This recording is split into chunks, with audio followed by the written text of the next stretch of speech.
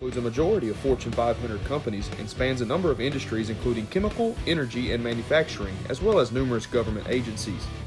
These customers rely on Clean Harbors to deliver a broad range of services such as end-to-end hazardous waste management, emergency spill response, industrial cleaning and maintenance, and recycling services. Through its Safety Clean subsidiary, Clean Harbors also is North America's largest re-refiner and recycler of used oil and a leading provider of parts washers and environmental services to commercial, industrial, and automotive customers.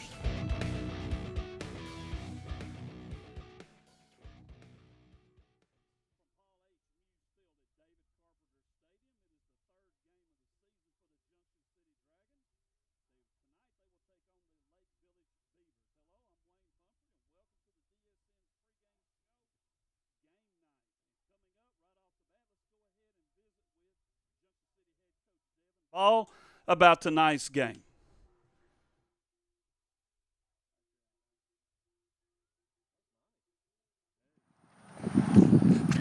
Coach, we're 3 games into the season. Talk about the first 2 games and talk about, as you talk about the first 2 games, talk about the progress of your team. We're right on schedule since we started this thing off from all the phases of culture. You're talking special teams, offense, defense, everything's brand new. Our kids have really bought in and handled it well. The support we've had from the community, our parents, our district, it's really put everything into a bundle now where the football stuff's being able to kind of be expedient with it. And we're on schedule with our quarterback. That's the most important player on a football team. Everyone's equal, but he is the most equal of his opportunities with the football. So we got to make sure he's there mentally and physically, and Lamontre's done that. Our offensive line's blocked well. Jordy Williams has ascended over the last 2 games, especially the back half of Harmony Grove. We missed him bad. You know, he started to cramp up and all that stuff, but he's really prioritized his nutrition and stuff, and he's really taken over as a bell cow. You know, we've obviously missed Hayden. He's maybe our MVP, and that's a good thing for us to be rolling like we are without him. It'll prepare us for the future.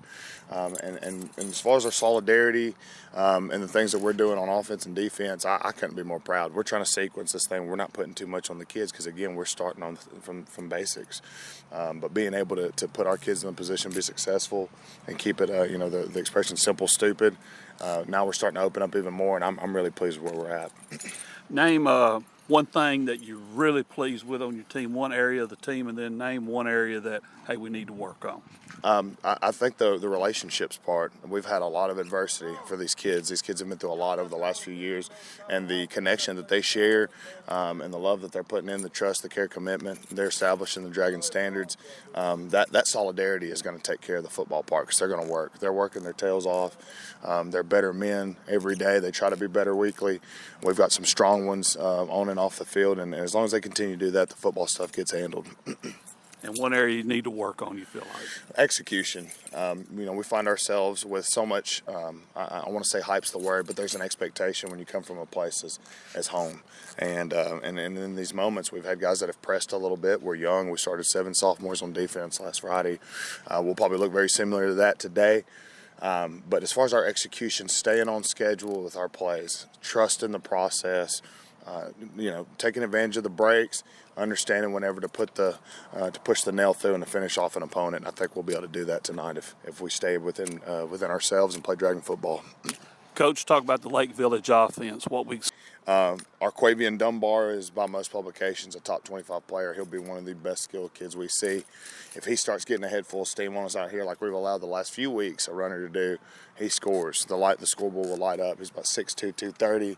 He's complemented with a couple of tracksters that can really run, guys that can really stretch you out and can really hurt you. So we're going to have to take advantage of our fundamentals, our placement. Tackling is at a premium. We have to tackle our best all year to be able to handle these guys appropriately. And if we don't do so, it's going to be a long night. Coach, defensively, what can we expect out of Lake Village? They're multiple. They'll play an odd front, but they're very aggressive. They'll give you different looks just to blitz you. You know, we feel like if we're on schedule with our communication, everybody's on the same page, and we're playing our brand of football, we can take advantage of that. We think we're a team you don't want to blitz. If our kids can do what they're supposed to up front, we can make them pay for that.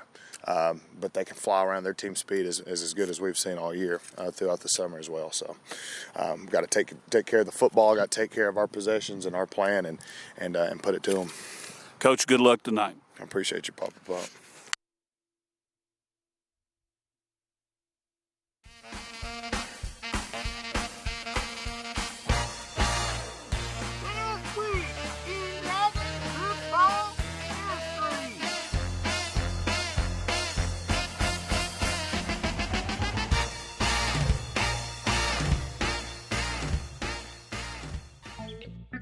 All right, that was Coach Devin Ball, and on the Coach's Show talking about how his team has done so far and what they expect tonight against Lake Village. And right now, one of my favorite things to do this week in Dragon football history. And folks, I got a lot of games for you. A lot happened during this week in Dragon football history, going from September 4th to September the 8th.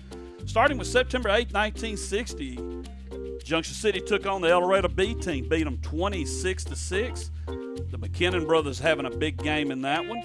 Let's go to 1957 on September 6th. Dragons won 7-6 over Bernice. 1955, they defeated Louisville on September the 9th, 19-zip. 1966 was the year, and it was also September the 9th. They defeated Bradley 13-6.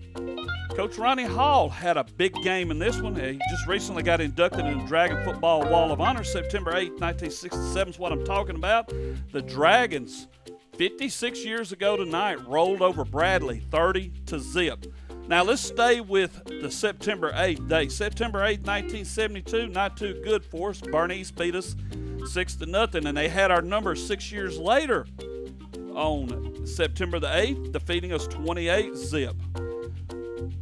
In 2000, on September the 8th, the Dragons rolled over Bearden 43-0, in a game that I believe our color analyst tonight, Mr. Daniel Wood, will remember. Junction City took on Farmerville, Louisiana, September 7, 2007, and won 27-7. And that was this week in Dragon football history. So I always enjoy going back, reliving some of those games. Didn't really have too much in-depth information, but just kind of gives the scores and opponents. And I want to thank Lanxess for being the presenter of This Week in Dragon Football History. And I want to introduce you now to a new advertiser on the DSN, Roseburg, and they are responsible for this next segment, and it's a new one for us. It's called Name That Year.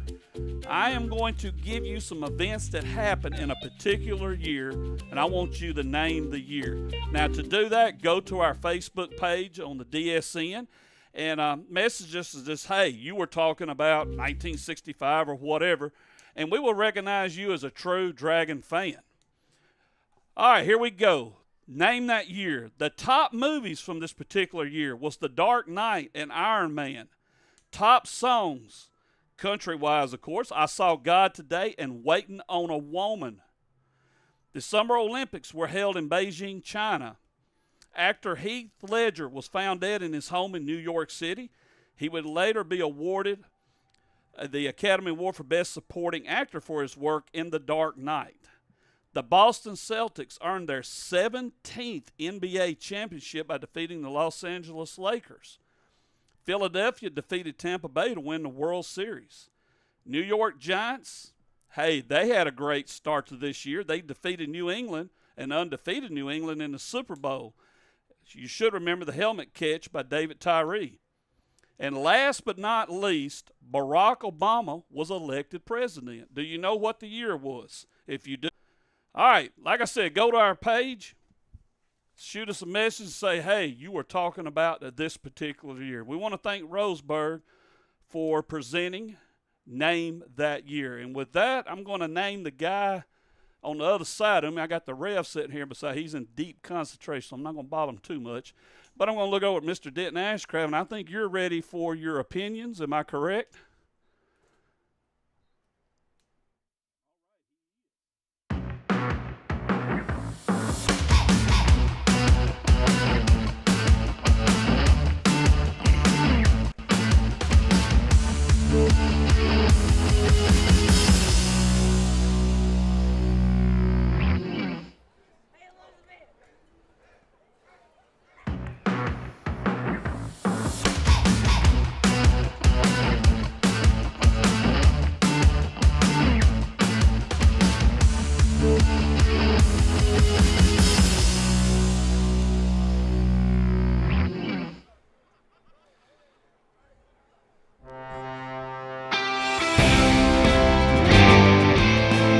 That's right, America. This is home of the brave, land of the free, where opinions matter, and guess what? Everybody's got one. Well, fellas, how y'all doing? I thought you left me for a second there. I say kind of left him hanging. Yeah, left stronger than that, Denton. My goodness. Yeah, give him a little grief, man. Yeah, he deserves it. If y'all saw how many buttons I had to push and sliders that had to go up and down, Wayne, could you hire me somebody, please? Well, we had one Sellers, but he hey, he's the guy we can talk about since he ain't here tonight. Motocross weekend, I guess. Yeah. I think it was Tomac coming back tonight. All right. Here we go. Let's jump right in, guys. I've got a pretty interesting one here in 3A that is involving a team north of us here. It looks like Camden Fairview had to travel to Boonville tonight. It's the first meeting of these schools for these two schools. I think that's a very, very interesting game and how that could go out tonight. I believe El Dorado beat them, my hometown beat them last week by 1 point. So I'm going to go out on here and say I'm going to pick Boonville since it's at home here. I'll go Boonville on this one. What you think, Brennan? Dude, go ahead. Brennan? Go ahead, D-Wood. Yeah. I don't know. That's a tough one. I'm going to go with Fairview just because I feel like the passing game and that Haygood kid they got there, he's going to be able to do some damage against the Boonville. But that golf kid that Boonville has he might have a good day running because I heard they had trouble stopping El Dorado in the run game. So it'll be interesting to see. Go ahead, Rocket. I'm going to go with the home team. We know how hard it is to go up there and beat a big physical team like that. And, I mean, field, crowd, everything is working against you and working in favor of Boonville. And if they had a hard time stopping them, Boonville's got a horse in the backfield that's going to give Fairview some work tonight. So I'm going to go with Boonville in a tight one. Andrew? I'm going to go with Boonville on this one. That loss versus El Dorado last week, I think it shook them up a little bit, and they ain't regained their composure going into the dominant Boonville. So Boonville. I'd like to apologize for Andrew's answer. Haygood will run for 4 to 5 touchdowns tonight, and Camden goes wild at Boonville. Oh, boy. Boy. There's always that one guy in the crowd, right? That's That'd right. be me. Unfortunately, I'm going to have to agree with Brennan. I think Hagen's going to have a big game. I believe the kid from Boonville will have a big one, but it won't match what Haygood can do and will do. I take Camden Fairview. All righty, we're going to stay in the 3A here. We've got that little old town down there right below us. Haynesville is headed to Harmony Grove. Let me see here. It says that last year Haynesville looks like they won that one, so it's 1-0 right now. I think that Haynesville, and I hadn't heard much about them, be it Harmony Grove. Let's see here. I'll take Harmony Grove, home team on that. Up top. I got a little insider information on this. Grove did not start Johnson last week. It's Hardening Academy because of ankle injury. And I'm hearing he might not play again tonight, so I'm taking Haynesville. Uh-oh. Derek, Where are they playing at, Grove? Yes. Yeah.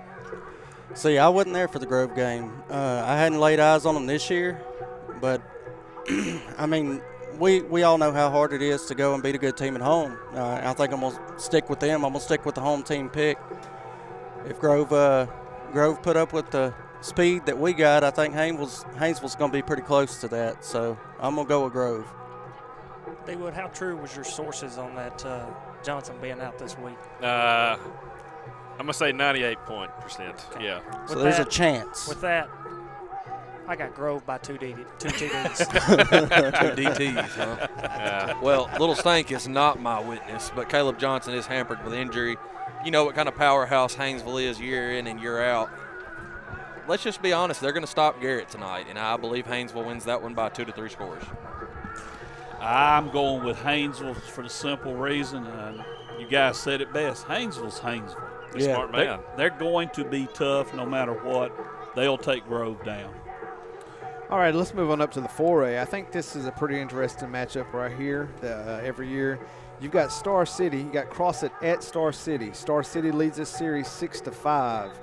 I don't know that Crossett's doing all that well this year. I'll go home team again, Star City. Up top. Yeah, I'm going to take Star City too. Crossett's kind of they had that incident where they lost a player over the summer. I think that's still kind of bothering those kids over there, and I feel like Star City's going to come out on top. I have no intel whatsoever, but I ain't going to switch it up now, so I'm going to stick with the home team. So I'm going to go with Star City. I like the train. We're on Star City. I really don't want to be on their thing, but I'm going to have to go with Star City on that one as well. Oh, man, I tell you what. Don't do it, Wayne. Star City's run game will determine this one. I'm going with Star City. Clean sweep. All right, let's see here. I'm trying to look at these little higher schools here. Let's see here. The first meeting, hey, we'll go out of state. We have a Mississippi DeSoto Central at Jonesboro. It's the first meeting of the two schools. Something we have no idea about, right? I'll go Mississippi team on that one. Yeah, I'm just going to go ahead and say it. I hate the state of Mississippi. It's the roads are terrible. It's just it's not a good place to be. I'm going Jonesboro just because of that. Derek? Well, I ain't got nothing for Mississippi either. Let's go Jonesboro. I'm buying a shirt after the game. Well, Brennan, Andrew? I'm thinking. Because y'all didn't give me much intel on this game. Three we don't picks. we don't have No intel. Well, if we know anything about Mississippi, we know a great quarterback that's playing college ball right now came from there. KJ Jefferson. By the name of KJ Jefferson. So if they got anybody with a caliber like that, They don't. we're Go going ahead. Mississippi. Brady Johnson from Jonesboro has a huge game tonight. He throws for 5 touchdowns. He just throwing a name. That's not a real person. Jonesboro takes this one. Can we fact check this? Well, first of all, let me apologize to the state of Mississippi, especially to our viewers in around the Columbia area. The guys were just joking, and now we will probably get called on the carpet for putting fake player names. Bishop Sycamore. Well, since they got Brady Johnson, never mind. I'm going with Mississippi. Ryan Allen come from Mississippi. Okay, there you go. Shout Other out than to that, Mississippi. Yeah, he got here and he left us. So it's really All right, let's move on over to college here. We got some pretty interesting matchups. Hold up. We ain't there yet. The first game I'm going to pick here could be a pretty interesting game. That's Texas A&M that's going down to Miami, Florida. I cannot pick an Aggie, so I will have to go Miami on this one. Yeah, you do that. I'm going to take the Aggies. They, Bobby Petrino's got that thing kind of rolling right there. And Wegman, I got how you pronounce his name. He had a heck of a game last week. The Aggies, I think, will come out on top on that one. I heard they got him a new motorcycle, but anyway. As long as they don't get him a new blonde, that's cool. Already got both. That's in the contract. No, I'm going with Miami. You're going to see the chain a lot in that game, and Jimbo just ain't looking good. Andrew? The U hadn't been nothing since the Rock left. We're going Aggies. Derek's right. The chains are going to be moving in the Aggies' favor. Texas A&M wins this one big.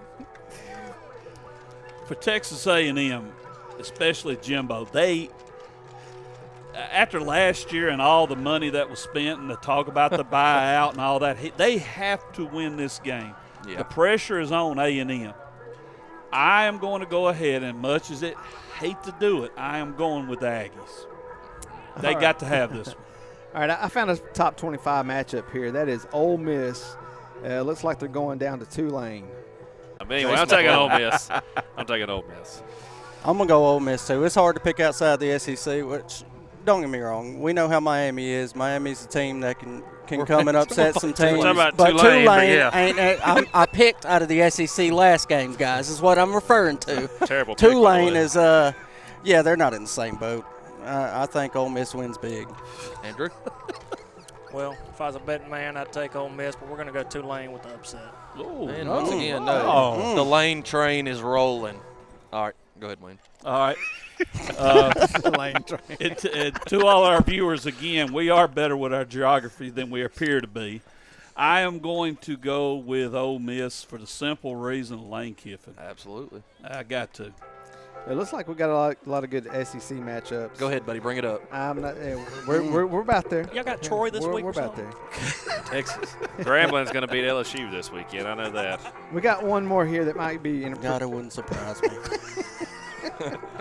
We got one more here that might be pretty interesting. We got Auburn going to California. Ooh. The Golden Bears. I think it'll be too long of a trip for Auburn. I'll pick California on this one. Yeah, Then that's bring a heat. Program change? yeah, I don't know. Yeah. Hugh Freeze absolutely scares me at Auburn, so I'm going Auburn. I feel like he's going to turn them around quickly. Yeah, I'm going Auburn, but I think it's going to be a close one. We're going to go Auburn. Cal only makes the noise on the hardwood. Hey, give the man credit. That was good. Not bad for I'm his first taking my time. headsets off. I refuse to roll with Auburn. So we are going with Cal on this one big. Well, I am in agreement with Mr. Wood. Hugh Freeze, this is his big opportunity. A little bit of redemption involved, I'm sure. Hey, I can show what I can definitely do here. And I believe Auburn will roll over Cal. All right, hold him down, boys. Hold him down. Oh, here we go, boys. Here we go. Here we go. This one here is another matchup, SEC. It will be Texas at Alabama. Say the smart choice, boys. Don't pick out y'all's hearts. Here we go. No, I mean, I can't pick Texas either. If I had to pick one of the other, it'd be Alabama. But I will go Alabama on this one. Yeah, it's Alabama. I hate Texas as far as the Longhorns go. I mean, it's and they couldn't close it out last year while they had them down there in Austin. They ain't gonna do it in Tuscaloosa. Ain't All no way. 20 penalties last year. They couldn't handle it. So go ahead, Derek. Yeah, I want to real bad, but it's common sense. Bama. Well, Brendan's been telling me it's a down year for Alabama, but I don't believe it. Bama. Well, I'm gonna go ahead and tell you it's a two-man race to the Heisman. We got Travis. we got Travis Hunter and Jalen Milroe, and I think Jalen Milroe solidifies his #1 spot this weekend. Alabama by 21. I guess Shadur Sanders didn't do anything last week. Yeah. Who? It's D-Wood, did I hear? I'm not even going to say nothing to him. Did I hear him right? Hey, It's a two-man race. It's solidified after this weekend. I'm gonna go ahead and let you know. He talks just to talk. Okay. They played Middle Tennessee State last week, and he's really excited. It made about it look absolutely dominant. like they should have. You said there wouldn't be a passing game. I believe it was not precisely, but 13 for 18, 3 touchdowns, ran for another precise. 2. It should have been. All right. It should have been. Go I ahead, Ray. refuse to name the team. So the team from Austin, I could not, even though I believe they'll win, I cannot pick them. I just will not pick them, nor would I pick the team from Baton Rouge if they were involved. But I will say this is a big year for Bama because people are wanting, and it's all because of winner's fatigue. Alabama has been Alabama for a while. Oh, yeah. And folks are ready to see them fall just like they were with New England or any other team that's been successful for a long time. But this game will determine Alabama's season. Mark my words. It will determine it. They need to come out and show we're still Bama. They need to show they still got the defensive tackles that dominate. Well, the defense overall that dominates. So with that said, I'm just going to leave it at this. Somebody's going to win the game, and I can honestly – well, I ain't going to say I could care less. I really don't want the team from Austin to win, but I'm afraid they will. How's that sound? We're all going to be in bad moods next week if Alabama loses, so you better hope they win. Well, I will. Brendan, I agree. We'll all be in a bad mood. We won't even want to talk about the game.